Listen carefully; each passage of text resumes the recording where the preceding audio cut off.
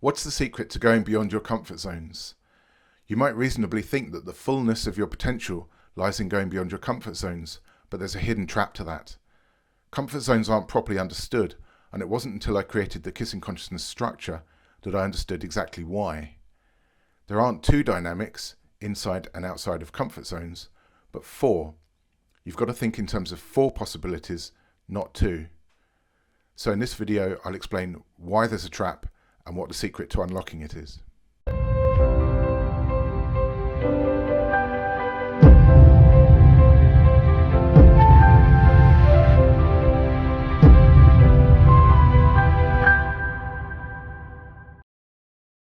So as I say, the key to understanding comfort zones is that we've got to think in terms of four possibilities and not two. And the key to doing that is the kissing consciousness binary table. So let's bring that up on the screen there. You can see that you've got two columns, love consciousness and fear consciousness. And these represent the two possible states that any human being is in any given moment. They're either going to be in a state of self-acceptance and self-allowance, or in a state of self-judgment and or self-constriction. So you've got two possibilities there. So before we had two possibilities in terms of being inside a comfort zone or being outside of a comfort zone. So that was two, but now we've got two more. We can double those two up to be four different possibilities. And this starts to explain how we can understand the hidden trap in comfort zones and what to do about it. I want to give you a really good understanding of how this binary table works, particularly for this exercise. Generally speaking, we're using it to represent states of consciousness. So how are you in your mind, in your awareness? Oftentimes, so when we're using this, we're looking at things like confidence on the one hand, lack of confidence on the other. And that's just one way of understanding this binary between the two states of love consciousness and fear consciousness. And there are others, of course. So there's success, there's frustration, there's positive thinking, there's negative thinking, there's your true self, your authentic self, and then there's the false self. There's also ease on the one hand and stress on the other. Being at one with yourself is an expression or a consciousness state of love consciousness, and being at odds with yourself is a state of fear consciousness. So that's generally most day-to-day use, how we use the binary table. However, you might have seen last week I did a video on one of the tools, which was the illusion of identical experiences, and this uses the same binary table to explain not states of consciousness but behavioral activities. So what are we doing in our behavior? So if you think of confidence and lack of confidence, that's obviously a state of consciousness about the two states. But if you think about something like a physical behavior, like doing some exercise or sleeping or working or resting or watching TV, these aren't states of consciousness, they're physical activities. And so the kissing consciousness binary table in itself is indifferent to them. It doesn't really have a view on one being a state of love consciousness or being a state of fear consciousness. What determines those, though, is the state of consciousness that you're in. If you're doing exercise, are you doing it from a place of self-acceptance and choice, or are you doing it from a place of self-judgment and the illusion of choice, but actually the reaction to the idea, I should be doing some exercise? And that applies to all other kinds of behavior. Literally every kind of behavior there is subject to this table when it's used and understood as the illusion of identical experiences. And it's called that because we think there's one option, as in doing exercise, but there are really two options. The experience of doing exercise from the state of love consciousness is completely different to doing exercise from the state of fear consciousness. And of course that goes for all other kinds of behavior as well. So you can probably see where this is going now, that this also applies at a behavioral level to going beyond comfort zones. So let's get another binary table up now. And this is about going beyond comfort zones. So we're using this in the context of the illusion of identical experiences. And we're talking about going beyond a comfort zone at a behavioral level. So because that phrase going beyond a comfort zone occurs in both sides of the table, what indicates how it's working is whether it's being done from love consciousness or fear consciousness. And there's a kind of idea, there's lots of different ways in which other people encourage us to go out of our comfort zone, but if we're doing it because they want us to rather than we want to, either directly or even after some kind of passing of time, it could be 10 years later, but we're still operating under their self-judgments or their judgments of us that we've picked up, then we're going to be doing it from fear consciousness and reaction rather than from love consciousness and response and conscious choice, and it essentially being what's going to bring us success. So this is crucial to understand. And there are lots of possibilities of that. The one I always think of is in terms of, for some reason, I see a physical personal trainer who's all about going outside their comfort zones, and they're saying, yeah, it's easy. Yeah, you want to just go beyond your comfort zones. And then the client is there. They're not so sure. And they're, instead of being able to check in with themselves and how they feel, they're being pushed along by this trainer and being encouraged to go beyond their comfort zones. But of course, the experiences for the two people are completely different, because the trainer is doing it from choice, from love consciousness, and the client is doing it as a reaction from fear consciousness. So there's really no similarity or parallel between the two whatsoever. They're two totally different experiences. So the key to comfort zones is not how can I make myself go beyond my comfort zone. It's about how can I be in or get back into a state of self-acceptance and self-allowance so that I can operate from choice in the love consciousness state rather than being in the fear consciousness state.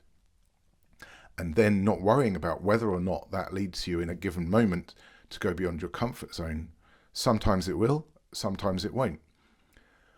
But whilst it's sometimes good to go beyond your comfort zones to an extent, there's never really any upside to being in the state of fear consciousness, other than it's there to protect us because we have a perception of danger if people are being judgmental to us or if they're a threat. Other than that, though, there's no upside to fear consciousness. So we really are looking to live in a state of love consciousness and self-acceptance all the time. So the key to comfort zones is to prioritize your state and not your behavior, whether you're in a comfort zone or going beyond a comfort zone. So then we can see that when we are in a state of love consciousness, when that happens to lead us into going beyond our comfort zones, that's going to be a much easier and a much more okay experience for us to be doing. It's going to be something that, in a bizarre way, is comfortably uncomfortable rather than uncomfortably uncomfortable. We're in control of the situation. We're choosing what's happening. And so that is a completely different experience. There's a quote that goes with that as well, page 73 of the Kissing Consciousness Handbook. Your consciousness is primary because it is the cause of your thoughts and by extension the cause of your behavior. So here's a reading from page 164. So what you have is one load of people who are happy to go beyond their comfort zones and indeed are enjoying doing so because they're doing it from love consciousness anyway, from choice, from their being, with confidence and with flow and all of that self-supporting stuff, telling another load of people who are not in that state, but instead are in a state of fear consciousness, largely because they're being told that they should go beyond their comfort zone, to do what they think is the same challenge, but is actually a completely different proposition entirely, with a totally different dynamic. For the latter group of people, going beyond their comfort zone would be based on lack of confidence, lack of choice. They'd be attempting something from entirely the wrong motivation, and this can only lead to more confusion, misery, frustration, and lack of confidence. It's the difference between a bird taking off and a bird continually being pushed just before it's about to jump. So the question here kind of shifts between how do you get out of your comfort zone to how do you let go of self-judgments? How do you get out of the state of fear consciousness? Well, one tool is the paradox of love consciousness, and you can see a video of that from a couple of weeks ago. But generally speaking, you're just looking to let go of your self-judgments. And actually, one thing that starts that process is to notice when you're operating under them, when they're having an effect on you. Because that simple act of noticing alone changes you from being the person who's experiencing the self-judgment to the person who's aware of the self-judgment happening in your mind and perhaps also in your body, in your nervous system and such like. So you can just recognize, you'll get used to learning the two differences, how these two states of love consciousness and fear consciousness feel in your mind, in your thoughts, and in your body.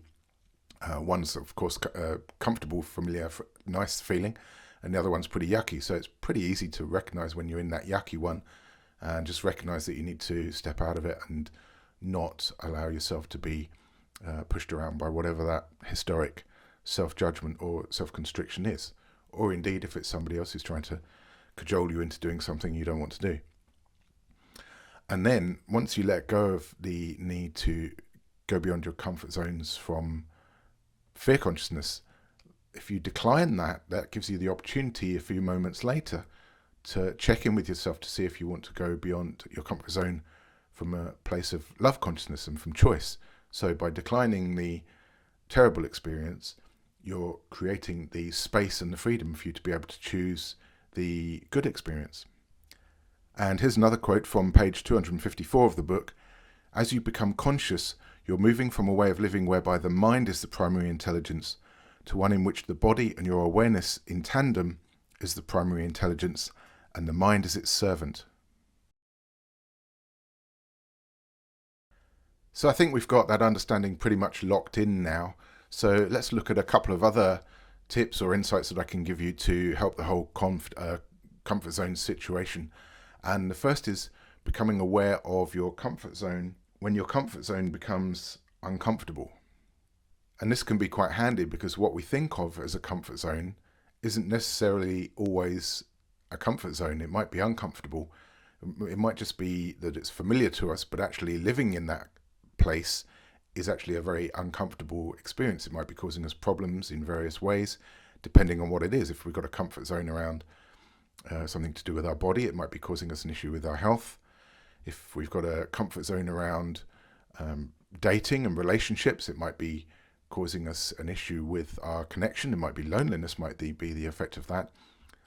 In finances and prosperity, business, you can see again, it's pretty obvious how what we think of as a comfort zone might actually be very uncomfortable because it's stopping us prosper and be successful. So when we actually bring awareness to our comfort zones, this can be a particularly useful thing because it can help us push ourselves naturally out of the comfort zone and into a new way of being in a way that doesn't actually require any kind of courage or boldness or like hero kind of aspect inside, because we're just recognizing that where we are isn't actually somewhere where we're enjoying being. And that's quite powerful. Page 165, conscious comfort zones. I say to people, imagine your comfort zone is a box. You are in that box. Now imagine that box is set on fire. Do you still want to stay in that box? The moment we become aware that life in the comfort zone is actually more uncomfortable than it is comfortable, we uncover a natural motivation to move beyond it. So you see, you don't have to force any behavior from a place of fear consciousness.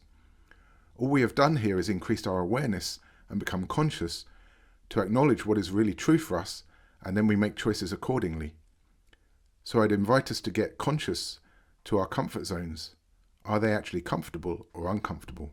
So you can just keep turning up your conscious awareness, as it were, until you get to a place where you're operating from choice with whatever it is you're doing. And then when you are, frankly, who cares whether you're inside a comfort zone or outside of one? So it might be that this leads you to recognize that you're in a state that Kissing Consciousness defines with the term your unconscious zone. And here's a reading from page 165 of the Kissing Consciousness book to explain about that. So let's say your comfort zone is eating chocolate of an evening. You think it would be uncomfortable to not eat chocolate, to go beyond that to the alternative experience. Well, all you have to do is become aware of how it truly is for you to continue eating chocolate.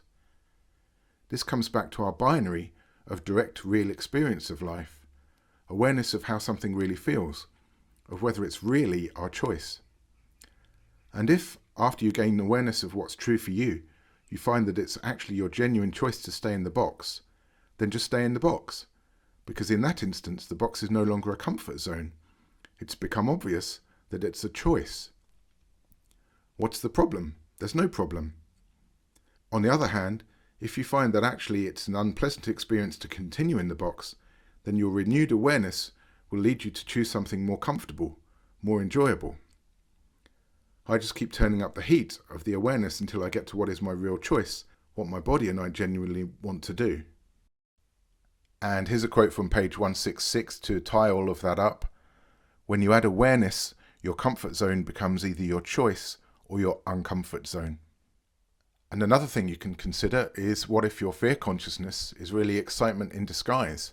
So what you're seeing as fear might be something that you actually deep down are quite excited about, but you've been taught that you aren't allowed to receive it, or you aren't even allowed to breathe and receive and accept what your enthusiasm is for.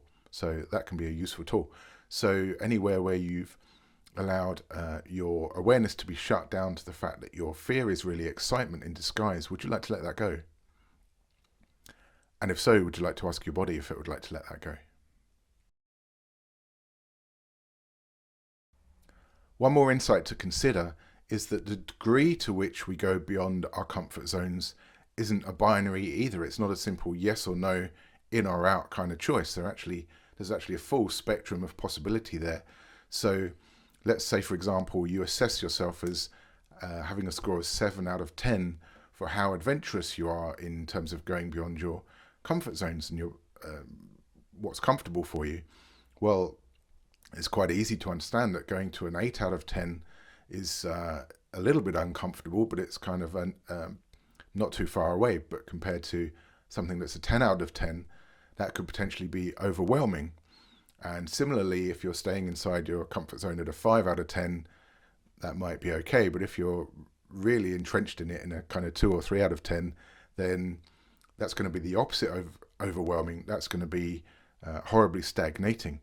So you can also consider the degree to which you want to go beyond your comfort zones, rather than making it too extreme. If it's something that's not particularly something that you're used to, you can do it gently, just a little bit of a step outside at a time, and take it at a pace that you like. And to help get a feel for this sense, I'm going to share with you a couple of minutes of video that I shared 2 weeks ago, which was me interviewing David Hurd when he was speaking in physical terms, physical exercise terms, about something called the rate of perceived exertion. So you might have seen this before, it doesn't matter if you haven't, but either way, I'm going to put it on the screen now. And what I'd invite you to do is, whilst David's talking about this in an exercise terms, please consider the principles that he's talking about, which you pretty soon recognize you can apply not just to physical exercise, but to every aspect of everyday life, and whether you're going beyond the comfort zone or whether you're staying inside it. So here's the video, and I'll see you in a couple of minutes.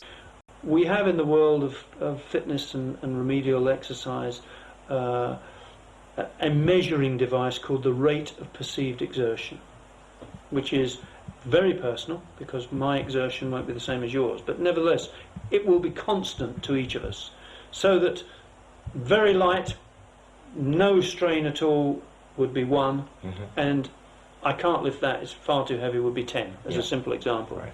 And anywhere in between. So an exercise may be graded by rate of perceived exertion, RPE. And you may be doing a specific exercise and you will say, that exercise, which involves a 5 kilogram weight being moved 15 times, 15 repetitions, gives me a rate of perceived exertion of 7 for the first set, but as I'm fatiguing, it's 8 for the second and 9 for the third. Let's put it as simple as that. So you can measure yourself against that rate. That is you saying what that rate of perceived exertion. It's not your trainer, it's not some mechanical or external device measuring it, it is you assessing. Now that may be affected by fatigue, by diet, did you eat well, did you not eat well, what time of day it is, and for women of course it might be very much affected by the menstrual cycle. But the fact of the matter is, you are determining what workload that represents. Now, just think that through a stage further, and you can do it without having to categorize it as 1 to 7. You know your training program, you know what you're capable of doing, and you're listening to your body. Now, that joint, oh, that feels a bit tight tonight. Why? Or that feels great. I'm thinking, yeah, I could put a bit more on there. So it's about internalizing everything. And it's about, did I do the full range of motion? Or did I not? Did I cheat myself a little bit there? And if I did, why? What's happening there? Am I tired? It's just analysing what's going on. Yeah. It's not mystical. So I hope you can get a sense there from what David's talking about, that you can use those principles not just in exercise, but you can actually find your sweet spot for everyday choices about whether you're going beyond your comfort zones or whether you're staying inside them.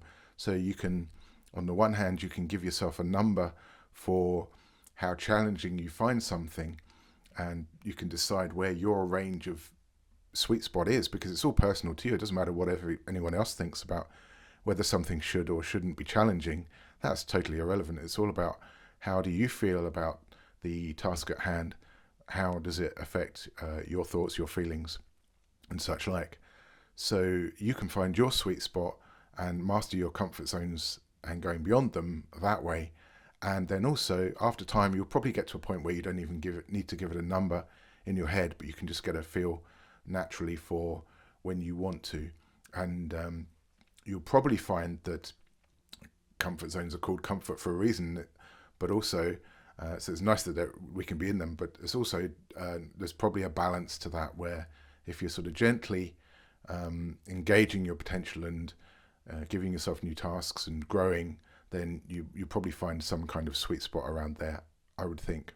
But again, it's going to be personal to you. So please don't let anyone else tell you what you should or shouldn't be doing. So there we have a masterclass on comfort zones, and it's all made possible really by the Kissing Consciousness binary table, which is allowing us to bring clarity to what is otherwise a pretty murky and cloudy issue, which a lot of people are struggling with without this insight. So I'd like to offer you something that's going to help you develop not just with comfort zones, but as you're probably starting to get a sense, this structure is a very powerful tool for life, to have that at your back as an asset, to be able to understand exactly how that works in a lot of different ways. So here are the first 2 chapters of the Kissing Consciousness Handbook. If you'd like to get those for free, you can do so at kissingconsciousness.com/chapters, and that'll get you into the Kissing Consciousness way of seeing the world and how you can apply it for your success and your happiness. Of course, you can also get the book in its entirety. That's available at kissingconsciousness.com/book. And if you're a Kindle reader, you can get it at kissingconsciousness.com/Kindle. If you're interested in one-on-one support from me, you can find that at kissingconsciousness.com/coaching. And if this has been helpful to you, please subscribe and I'll help you again. Till next time, take care.